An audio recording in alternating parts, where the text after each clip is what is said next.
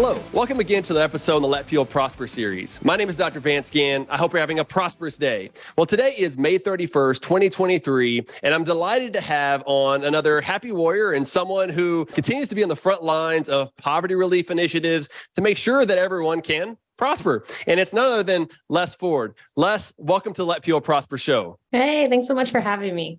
Awesome. Well, it's really a pleasure to have you on today. For the audience, I'm going to go ahead and read your bio, and then we'll get right into it. So Leslie Ford, I'll go by Les, is an adjunct fellow at the American Enterprise Institute Center on Opportunity and Social Mobility. She is also president of Ford Policy Solutions and a member of the State Board of Social Services at the Virginia Department of Social Services. Ms. Ford previously served in the White House as a domestic policy advisor and special assistant to the president from 2018 to 2020, which I had the pleasure of working with her there then. It was a great time. During that time, she worked on the development of the Trump administration's welfare and anti-poverty strategic agenda and on reforms to U.S. social safety net programs. Before joining the White House, Ms. Ford was a legislative advisor to Senator Mike Lee of Utah. While working on Capitol Hill, she oversaw the development of 22 pieces of legislation and more than 50 amendments on significant bills to advance health and welfare reforms. Ms. Ford started her career at the Heritage Foundation.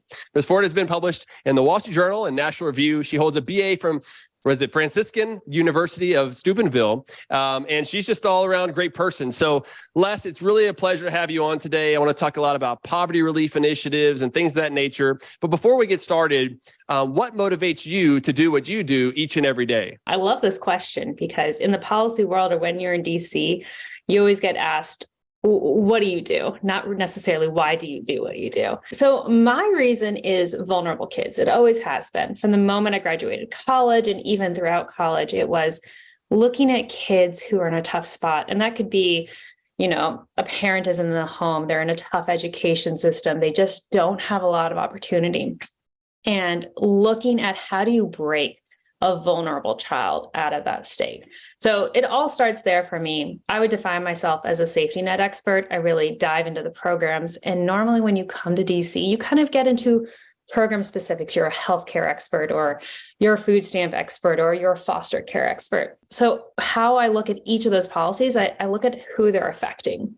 And for me, it's almost always the vulnerable family, the vulnerable kid, and how do we change those dynamics? So for me, it always starts with kids. Yeah, that's awesome. And you have kids of your own, and I have kids of my own. And so it's important, right? That we see them, I was fiscal conservative, somebody who really wanted to improve America and everything else, and for the world. But now as I have kids, I want it to be even better, because we're passing on that legacy. And so that's so key about all the kids that are out there. There needs to be someone else helping them out, making sure that there is someone that's looking at public policy. They don't get to vote yet. They don't get the opportunity to have that voice. And so I really see you as one of those that are on the front lines of having their voice heard. So thank you for all you do with that.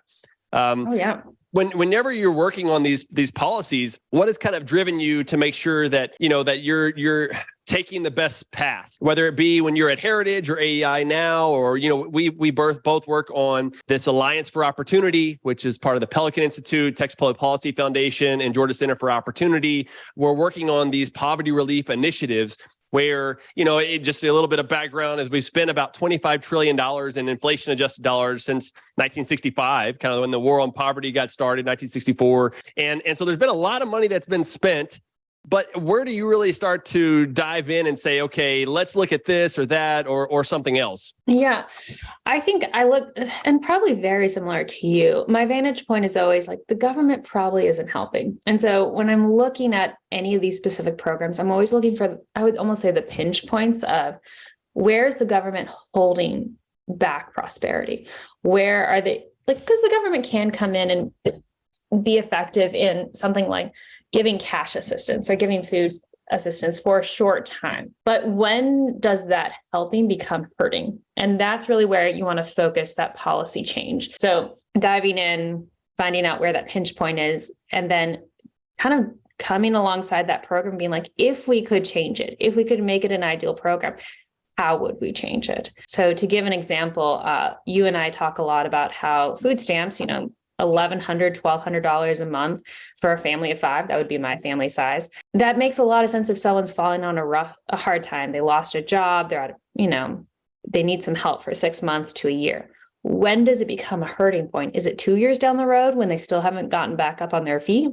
Is it 3 years down the road? Is it 5 years down the road? There becomes a point where that helping hand actually hurts the family because it's preventing them from seeking out a solution to the spot they're in. So what can we devise in public policy to bring them to that point? That's always kind of the how I frame up policy work. And you do that well. And one of the things that we've seen over time is kind of the expansion of government in so many areas of our lives. And, maybe there's some trade-offs where if you have a bigger government and you have these larger safety nets, that there may not be as much personal responsibility within just society and individuals and everything else. And this is something that really kind of troubles me, is that you have a lot of folks, if you dive into who's in poverty, the number one is on single mothers, right? And part of that is because of the dad's not staying around. And there's been some research on, well, why? And some of that could be because you have these safety nets to where if it's a baby's mama and they're like, hey, the government's going to be there to help support her. Why would I want to do that too? Let's make sure that we don't get married, or let's not stay together. And there's other unintended consequences, right? That's something we talk about a lot in economics, and I do on the show, is that it goes back to what Milton Friedman said: don't judge a policy by its intentions, but by the results. And the results for a lot of these programs, even though I think that they were well intended, we're not seeing those results. And is that something what you found in your research as well? Yeah. So 10 years ago, when I was at Heritage, I started out by studying marriage and studying the effect that parents who are married had on their kids. And more importantly, what happens when when one parent isn't around. And unfortunately, 9 out of 10 times, if one parent's not around, it's going to be the father. So that's where I actually started. And then I came into welfare policy because I asked, what happened between 1965 and when I was studying in 2010?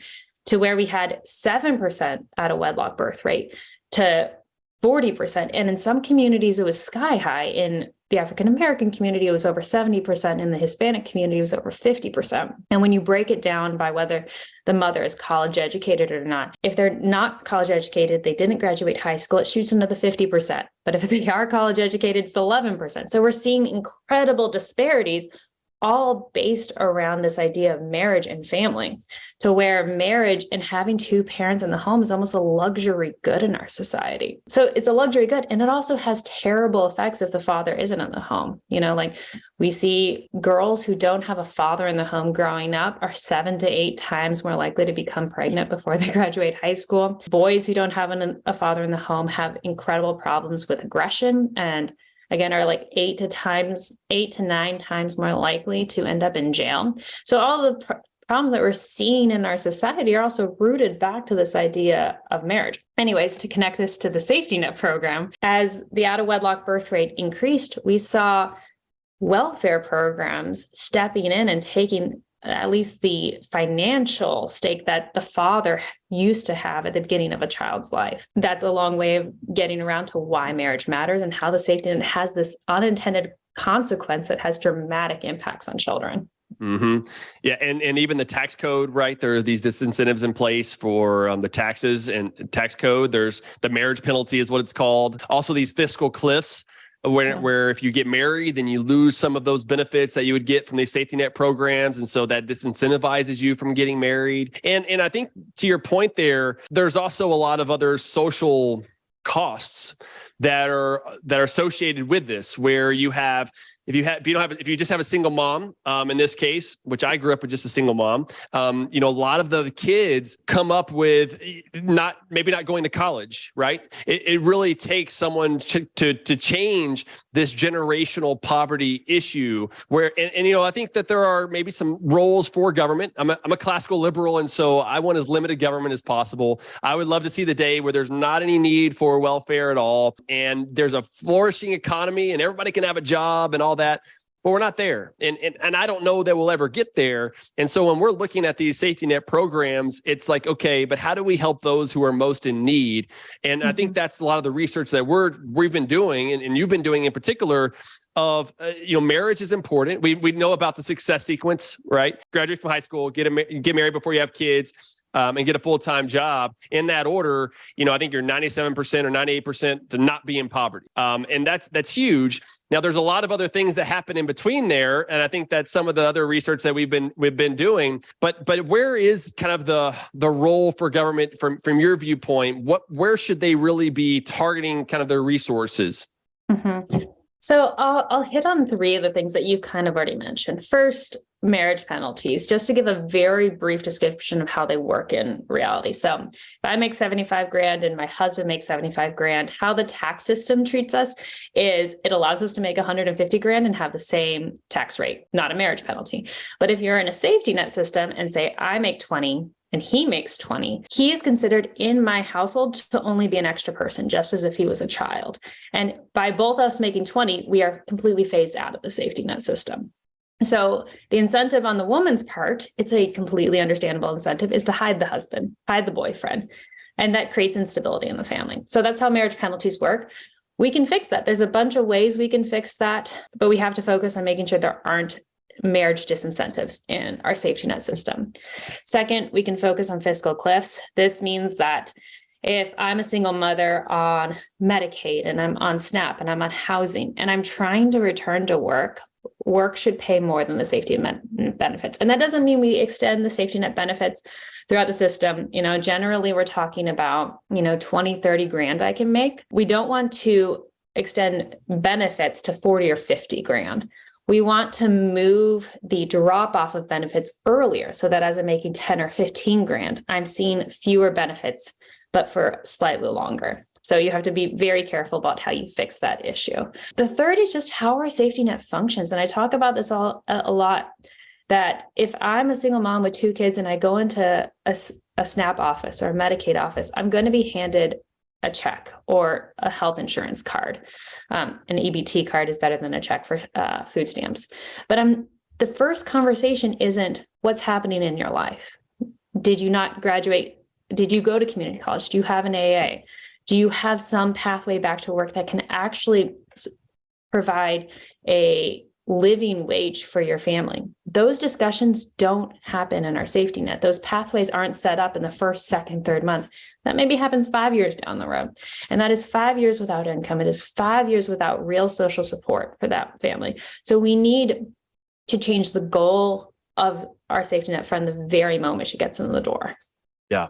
Yep. That's right. And I want to talk about some of the solutions that I know you've been working on, and we've been working together on some of those without getting too technical in the weeds, but we'll have to get into a little bit of the weeds, which is always fun, as on some of these poverty metrics, right? Mm-hmm. That are out there. You have the official poverty measure, and then you have the supplemental poverty measure. And there's actually been some discussion about that here recently in the news, where the Biden administration's been wanting to change it to the supplemental poverty measure, where it has some pros and cons. But I wanted to get your take on kind of what you see from these metrics overall. And just for the audience, right? The official poverty measure is the one that's used today. The supplemental was a supplemental one. I think it was 2009. It started in 2009. I think the official report was in 2011. Yeah, that's right. So under the Obama administration, and they were trying to look at making some changes. But what's kind of your view on these different types of poverty metrics? Yeah. So just some historical context, because we're about to get wonky here, which I love. Yes. But when the war on poverty was started, LBJ turned to his administration and said, hey, if we're going to declare a war on poverty, we should probably know how many people in America are poor. And they chose a technically somewhat arbitrary standard. His administration says, okay, we're going to say that food is about a third of what you should spend your money on. So whatever the basic amount to keep a family of 4 sustained in food, we're going to times that by 3, and that's going to be our poverty level. And we've just indexed this for inflation ever since then. So that's the official poverty measure. Now, what's extremely important to understand about the official poverty measure is that we index all of our safety net programs to that. So whatever that line is set at, that's what food stamps is based on. That's what Medicaid is based on. That's what Obamacare subsidies are based on. That's what Medicare Part D is based on. So if you mess with that line, if you increase the number of people who fall below that line, you are increasing government spending unilaterally because everything else is tied to it. Now, in 2009, when the Obama administration was in, they said, hey, this line doesn't make a lot of sense. It only counts cash benefits. It doesn't count, food stamps. It doesn't count tax credits like the earned income tax credit. We really should form an interagency working group and figure out a better standard that would better capture when people are actually in poverty. And this was called the Supplemental Poverty Measure. They published it in 2011. I and others have a serious issue with one thing they did in it. So they counted all those things that should be counted. They also tied it to median income. So the better that the American middle class does, the higher the poverty line goes. And therefore, the more people you would expect to view as being in poverty. So that's been ongoing since 2011. And what's in the news this week? I just gave you a lot of history. What's in the news this week is there's a National Academy of Sciences report out. It said, hey, we're really looking at this OPM, this official poverty measure. And you know what? Something similar to the SPM would be a lot better to take its place. And here's the thing. The Biden administration can do this by itself. There's something called Statistical Directive 14 that OMB publishes, hasn't been updated since the 70s. They could update that Statistical Directive 14 and substitute the official poverty measure for the supplemental poverty measure. And they would unilaterally increase government spending by well over $100 billion over 10 years. So that's what's in the news. We do need to look at the OPM. It has tons of flaws, but not in the way that the Obama administration went at it. Yep.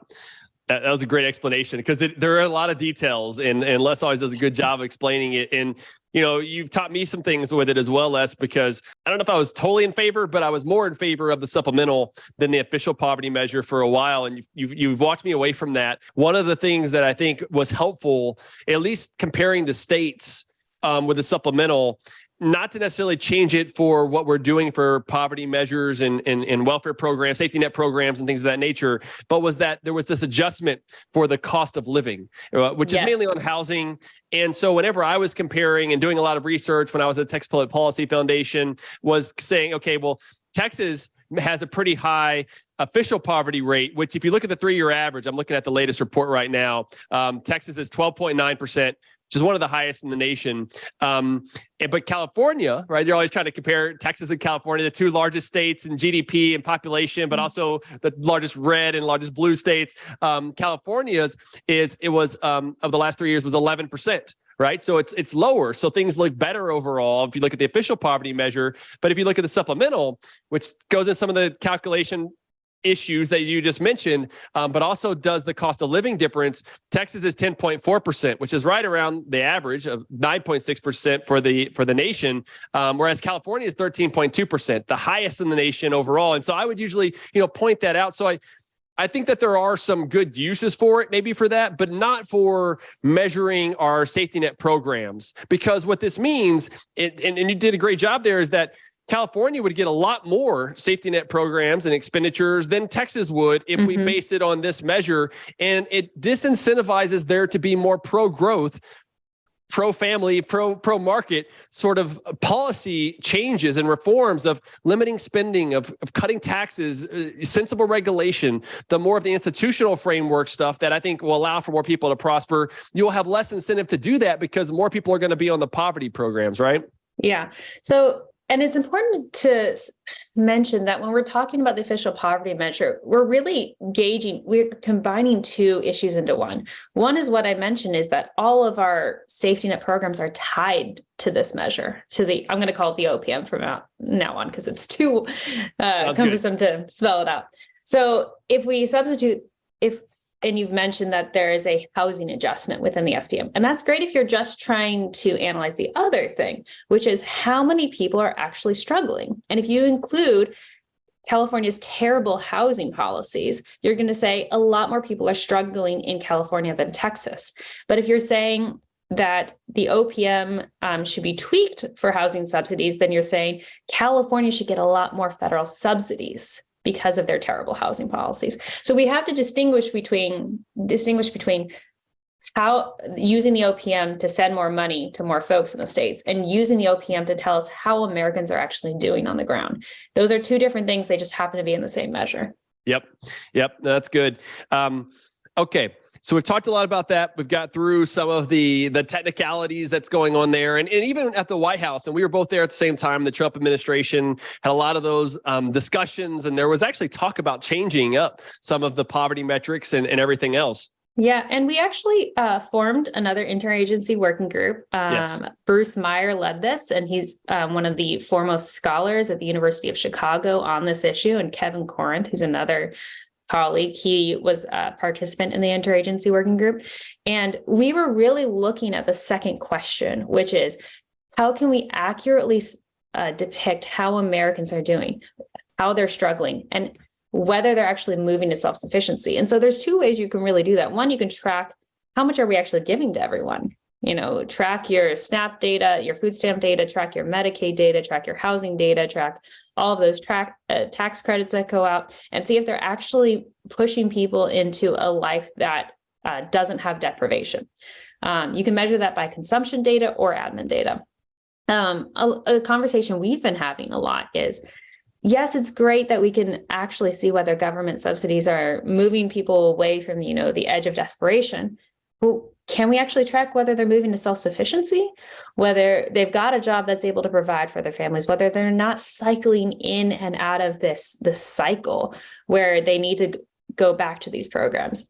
I'm very interested in that second question, because measuring self-sufficiency allows us to measure the end of our policy goals. We declared a war on poverty almost 60 years ago. Have we actually moved people to self-sufficiency? That is the open question in our society. Yep. No, that's exactly right. And we've spent a lot of money. We spent a lot of money on it. $25 trillion in inflation adjusted, but still $1 trillion a year. Right. Well over that. And so this is a massive amount of money. It's coming out of the private sector. It's coming out of job creation, higher wages, and lower prices.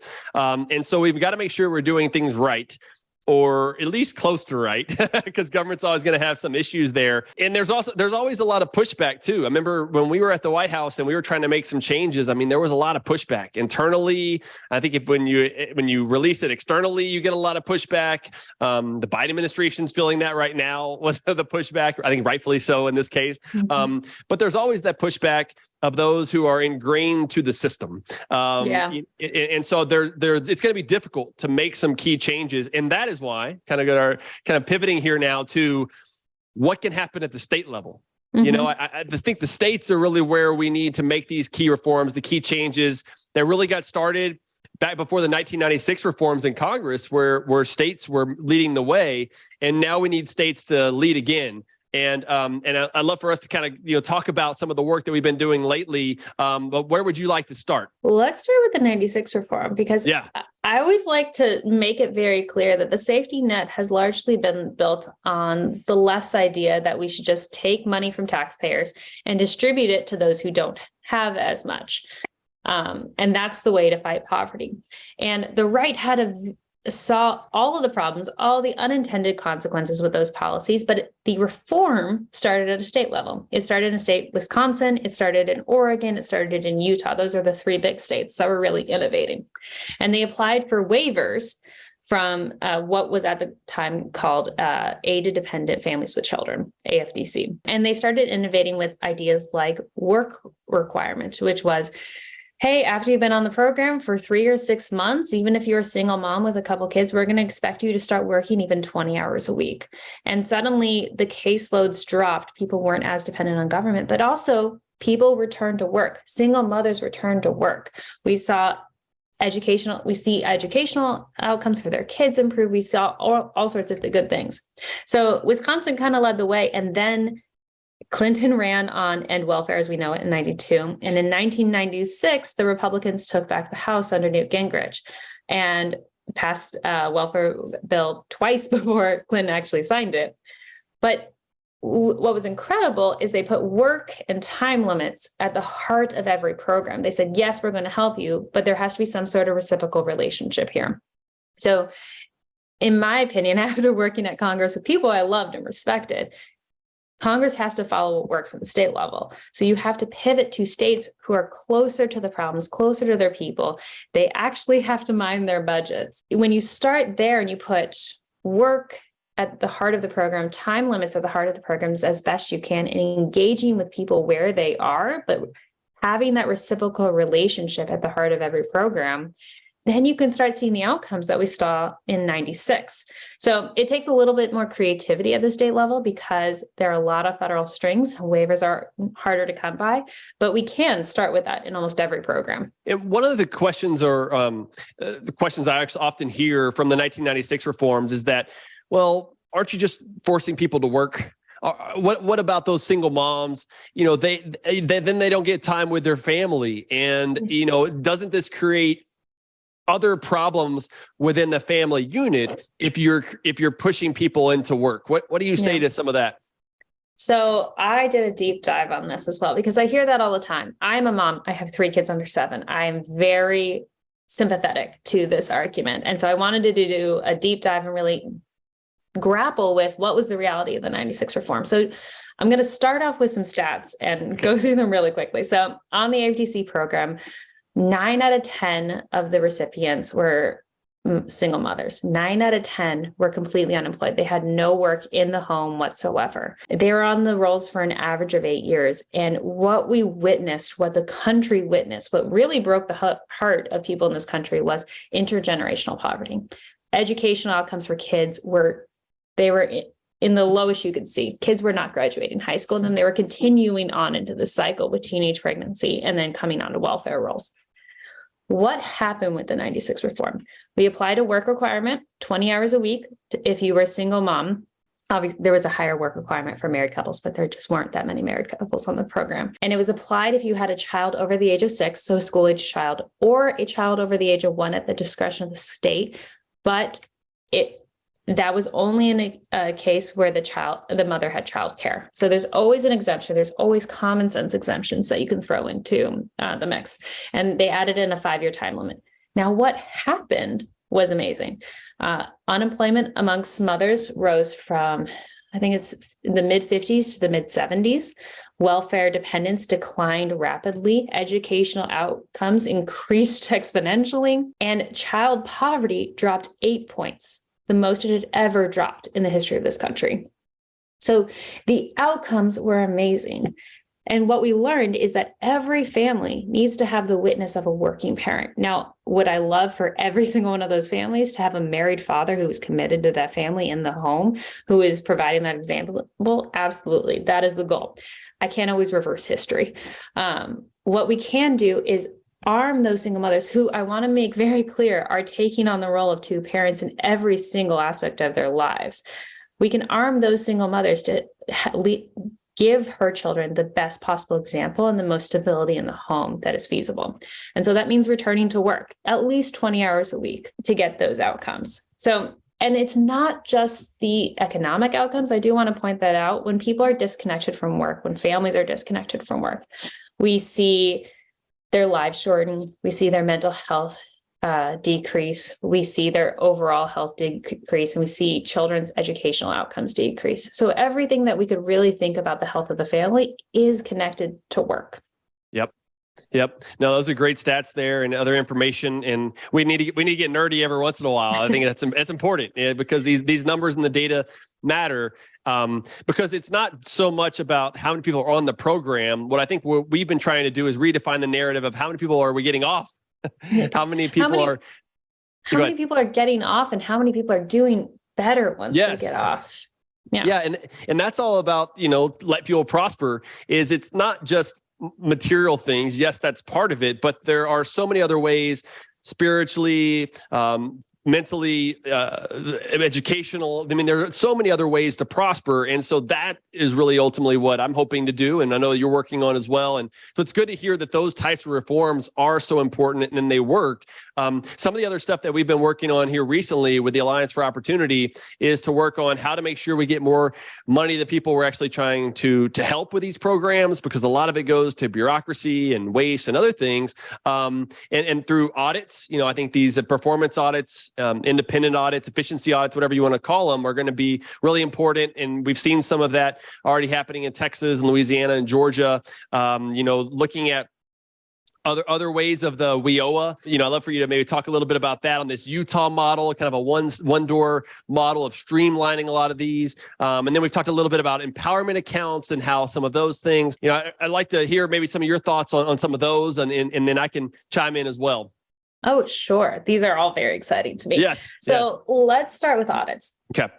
So when we're looking at the programs, and again, it kind of gets back to the question you asked at the beginning, how do you analyze policy? You have to analyze policy by defining your goal at the beginning. And the problem with almost every single one of our safety nets, it's about how much money have you sent out the door? How many people have you enrolled? And how many checks or debit cards have you sent out the door? That isn't the goal. The goal should be, are these people growing to self-sufficiency? And once you have that goal in mind, you can kind of backfill, how do we do it? So a performance audit at a state level, ask that question. How many people are growing to self-sufficiency over the 2 quarters or 4 quarters after they exit? Are they getting a job? Are they earning more money? And generally, when you apply work requirement to SNAP, people earn twice as much within a year and 3 times as much within 2 years. So you need to ask that question. So that's within the safety net. You also need to ask that question of kind of almost wellness programs, employment and training programs, substance abuse programs, anti-recidivism programs, these programs that have great ideas, which is let's get people a job, or let's cut that addiction that they're struggling with, or let's prevent them from returning to jail. Unfortunately, when we rarely track this data at a federal level. And when we do, we find most of these programs aren't really working. So the performance audit can go in and get to the heart of, have you defined the goal and are you meeting the goal? If you don't have that basic information, you're never going to be able to implement the policies to get you to that goal. So step 1, analyze what's going on, get those performance audits. And what you and I have found is that states don't do this. Louisiana did a TANF audit a year ago. Texas did a TANF audit. This is the program that replaced AFTC, temporary assistance in needy families, last year. And we found they're not spending their money on work activities and they are not measuring self-sufficiency. So audits are getting passed in Louisiana, in Texas, and Georgia this year. We're excited to see what happens. Usually it takes about a year to get an audit back. Okay, so number 2 to really go in is you can reorganize how your state government functions by putting the person at the heart of your government. So I mentioned in the 90s, there were 3 states that really took on welfare reform at a state level. It was Wisconsin, and that kind of inspired the federal reform. And then Utah also did an incredible reform at a state level. Governor Leavitt, who was in charge at the time, he said, it doesn't make sense that we have 50 some odd programs. We have the safety net over here dealing with the family and we're workforce system over here. If our goal is to move people to self-sufficiency, our safety net should be integrated with our workforce system so that one caseworker, when a single mom comes in the door, can ask the question, what do you need to put food on the table, to have a roof on your heads, to stabilize yourself? While also asking the question, what do you need to get back on your feet without this help? I've mentioned before, this conversation never happens except in one state, Utah. In 1992, they kicked off the reform by doing that first step, the performance audit. And they said, how many programs do we have interacting with this family? And then in 1996, they formed a task force to say, okay, there are dozens of programs. How about we put them out into one department? And finally, in 1997, they reorganized all their safety net programs, all their workforce programs into the Department of Workforce Services that was able to do this important work of putting the person at the center of the programs, not the program, forcing the person to come to the programs. So that was the second thing. You start with audits, you reorganize to put your goals and the person at the center. And then third, you can begin to experiment with, if we, again, the left designed all of our safety net programs, people who are benefit focused, not outcome focused. So what if, after you've defined your outcomes and you've measured what's happening, what if you change how a program functions? So you put in a time limit, you make it a year long, you put in something, you give them more flexibility so that if they need to spend money on a coat this week versus food, they might be able to do that as long as you can you're able to track that. So some of the ways we've seen that lead to independence is work and budgeting, just the ability to track where your dollars are going. So what if you put a work requirement in, 20 hours a week with a caseworker who's coming alongside you to make sure you're meeting that, and you put budgeting at the heart of it. So beginning to track your dollars, see where it's being spent, a little Dave Ramsey kind of style right at the beginning. That isn't to say this is easy, and it is not extraordinarily tough to live at the edge, but these are the tools to move you beyond the edge. Yes, yes, definitely. And I like the way you laid that all out. Let's find out where the money's going, how it's being used. Let's streamline kind of the Utah one door policy here, and then kind of empowerment accounts of bringing all this together to where you can have maybe one account instead of multiple, to where you can streamline those, also allow for flexibility, whether it's TANF, like you said, or food stamps or housing or whatever the case may be. Put those all in one, so that way, whenever you have this money, they can use it to what's best going to be for them, not best on whatever the system is trying to tell you to do. There's a lot of talk about empowering parents through school choice. It's kind of like empowering recipients to find self-sufficiency, because they're going to learn while they're on this system. They're going to be gaining skills while they're work or training. And it also helps with some of the fiscal cliffs, the benefits cliffs, where you can save this money and have it at the end of the day, so that when you get off the program, you don't just maybe cycle right back on soon thereafter. And so these skills and this is a change of the narrative about what should go on with these safety nets, like you said earlier, not about the number of people, but what are the outcomes that we're getting. But it's also a change on the mindset of these individuals, to where I think is one not of scarcity, but of abundance. We really need to be changing that, kind of a fixed mindset versus a growth mindset, if you will, because we do have abundant resources that are out there. We do have more opportunities. And instead of that depression and the dire situation that I think many of these people feel like they're in, and they feel like they're stuck or trapped on these programs, they can then feel unleashed. They can feel more prosperous and optimistic about the future, which will also benefit their kids, their grandkids, and just those around them at the end of the day. And so I think these are all key reforms, Les, that I'm so glad that you're working on. And it's a pleasure to be working with you on this. The last question here is, what makes you hopeful that we will have more prosperity for the future? I think everyone is invested in this idea that people can grow. I see it more and more on a daily basis. Like, yes, DC can get stuck. Right now it's May 31st, so we're in the middle of a debt ceiling fight, and we're quibbling back and forth about little things.